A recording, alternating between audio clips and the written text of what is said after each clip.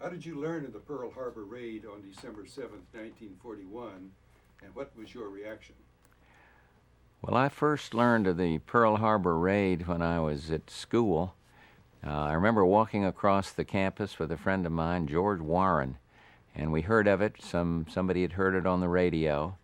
My reaction was one of horror, shock, but then there was an instant feeling of a surge of patriotism in the whole country, and I think I felt that the minute I heard it. I was 17 years old, about to turn 18, and I think my reaction was the same as every other American's. We got to do something about this one. You enlisted in the Navy on your 18th birthday, which also happened to be the day you graduated from Andover. The story goes that you enlisted over the objection of your father. Can you describe the circumstances of this enlistment? Well, I do remember being sworn in as a Seaman Second Class on my 18th birthday, June 12th, 1942. And I had talked to my dad about going into the service. Many of the classmates went on and went to college, which we were, permitted to do then. Nobody had to instantly go in. But I determined early on, somewhere after Pearl Harbor, but before graduation, that I wanted to be a Navy pilot and that I wanted to go right away.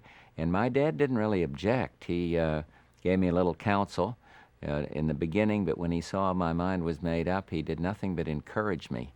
And indeed, I'll never forget when he took me to the Pennsylvania station to see his little boy off to the wars in August, actually, of 42.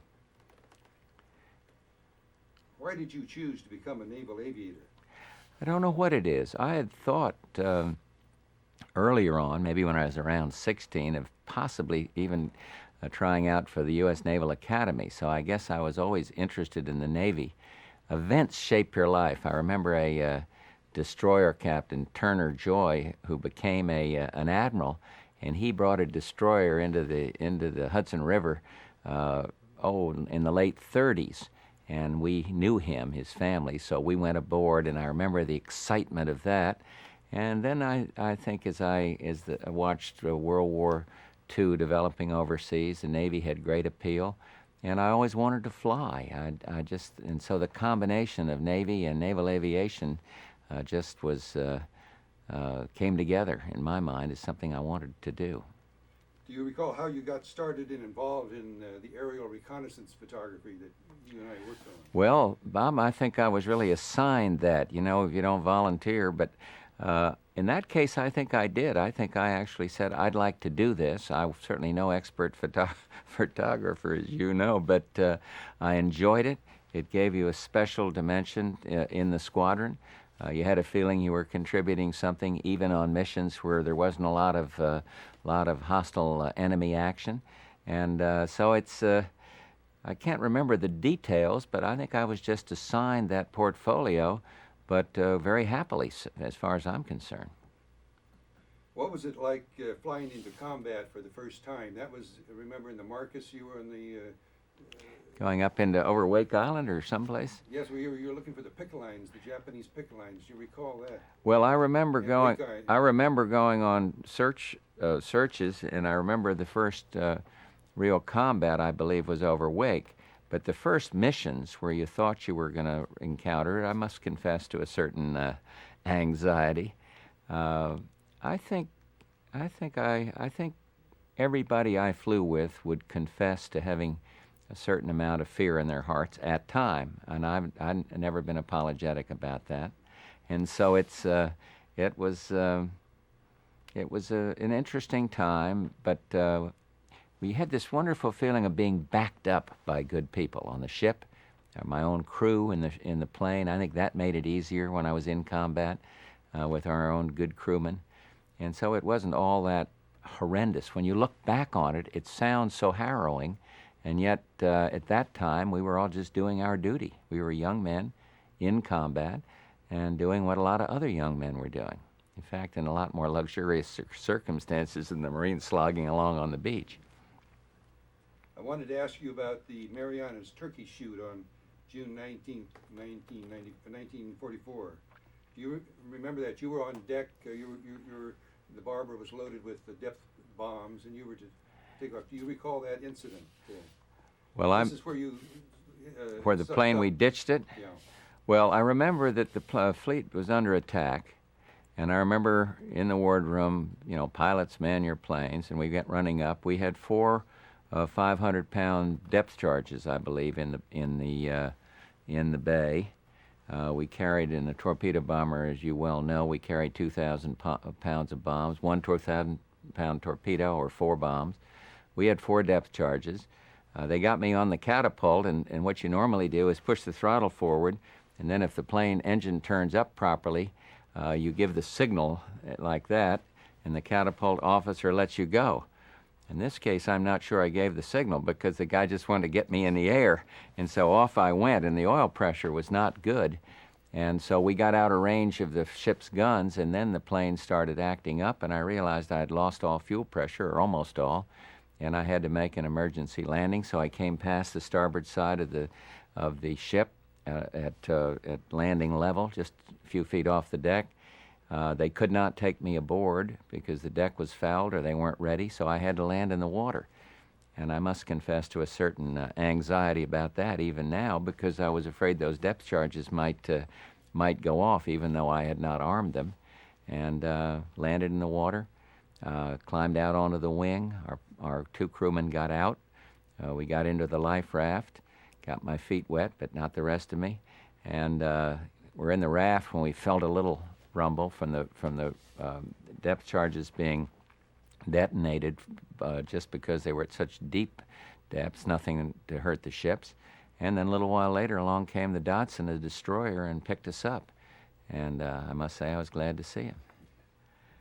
But we were lucky. The sea was fairly calm. The landing, I might say, in retrospect, was not too bad. Our crewmen didn't get hurt. The plane didn't break up. And the TBF was, if you had to land in the water on a land plane, because of that long belly, it was probably as good a land-based plane to land in the water as any. It took a while to sink. Took about a minute before she went down. What do you recall of your shoot down? Please be aware of your feet sliding back and forth. I'm picking that up. His or mine? His. Okay. He's on the Floor.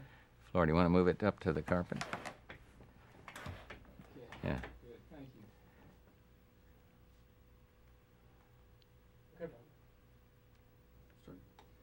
Okay. What do you recall of your shoot down on September 2nd, 1944, off Chichijima?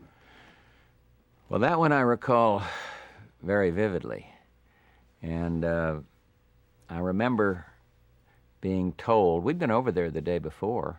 I believe I was over the target, and we had encountered some anti-aircraft, but nothing like September 2nd. This was, I recall that it was the last day that the fleet was going to be in Task Force 58 before it went south to join Halsey's fleet, 58 under Mitcher, 38 under Halsey. So I knew that our carrier was going to be heading south. I also was told by the intelligence officers that we could encounter fairly heavy fire. I knew that my target was a radio station, and we pushed over, and the minute we pushed over to dive from, I forget, we were around 10, 11,000 feet, maybe 9. But anyway, pushed on over, and you could just feel the danger, because you could see all the black puffs of anti-aircraft fires, highly concentrated, that you'd see a big black puff and then you go by it, and I figured we were in for a complicated dive, but some way about halfway down the run I was hit, and you could feel the plane go push forward like that, up and forward, and then suddenly it was all engulfed in flames, and I finished my bombing run, but by the time I pulled out over the ocean, the plane was really burning. The whole inside there's a lot of smoke, and the instruments, you could hardly contemplate them. I did have time to send out the Mayday message to what I hoped would be a submarine in the area. Our other pilots were nearby, so they could monitor all this, and they saw the plane was burning, so they knew we were in real trouble. And then I made the mandatory right-hand turn to take the slipstream off of the cabin, where the crewmen, one of them, Delaney, was. Told him to bail out, and from there on, I'm a little unclear as to what happened, but it turns out that one of them got out, and his chute streamed, his chute were open. The other did not. I got out. I pulled the ripcord too early, and pulled it too early, and hit my head on the tail on the elevator, and hit me like that, and I think I was momentarily stunned, and when I came to, I was floating down into the sea, the parachute having been hung up on the tail of the aircraft for a while, because there were 2 or 3 of the pieces of pie sewn like a pie with all these different partitions, and 2 or 3 of them were missing, so I was going down a little faster than normal. Landed in the water, jettisoned my life jacket, and then realized that I had not hooked my life jacket to my parachute strap, and so I had to my life raft. So I had to swim over and recover the raft. It had fallen free, and one of the pilots following me zoomed down to show me where it was, climbed into that thing, and then set the record for paddling out sea because the wind was blowing me up on this island. And so it was I feel a lot of that very clearly, even though it was many, many years ago. Never get over it, actually. What are your memories of being in the water awaiting rescue? Do you recall seeing Chichijima Yes, in the background? I saw Chichijima, and you could see it very clearly, actually. The wind was blowing that way, so I had to keep paddling, rather vigorously swimming, lying down in my stomach. I had a .38 caliber pistol that I took out of its sheath. They had a waterproof sheet. I knew that in all likelihood they would put out after me, and turns out that they did. But the guy that came out looking for me, Japanese, was gunned by one of our planes. I forget which one, Doug West maybe. But anyway, they sent him back. They sank him or sent him back into the island. And I remember being sick. I remember being scared, and I remember wondering what happened to the crewmen that were with me. That preoccupied a lot of my thinking. And I knew the fleet was going south, so I knew if I wasn't rescued, I would be captured. And it was a harrowing experience, and I had a lot to give thanks about to God. After you were shot down, you were entitled to rest and relaxation, but you chose to return to the San Jacinto. Could you tell us why? Well, several of us were picked up. Tom Kane, who was flying off the Franklin, a torpedo bomber pilot, Jim Beckman off Enterprise, a fighter plane pilot, and we went back to a rest home, and they said, yes, we could go home. But it's hard for people to understand this today. We were gung-ho. We didn't want to get out of the service. We wanted to go back with our ship, and all 3 of us felt that way. And so we took a couple of weeks in a rest home, which was sheer heaven there on Hawaii. Having indulged in that, we started hitchhiking by various planes going back out to the fleet, and we all joined up to our ships. And the irony is, Beckman, a fighter pilot, was killed on his very first mission. And both Tom Keene and I survived. I ended up flying missions over the Philippines and had a very happy ending being back with my squadron. But it was different then. We wouldn't have thought of asking to come home or get out, because it just was a very different climate. We were part of a team. We had a job to do, and we'd been shot down, but I think of a lot of people had been through a hell of a lot more than we had, and we talked about it. We got to go back. We got to go back and do our duty. What lasting impact does your World War II combat experiences have on you today?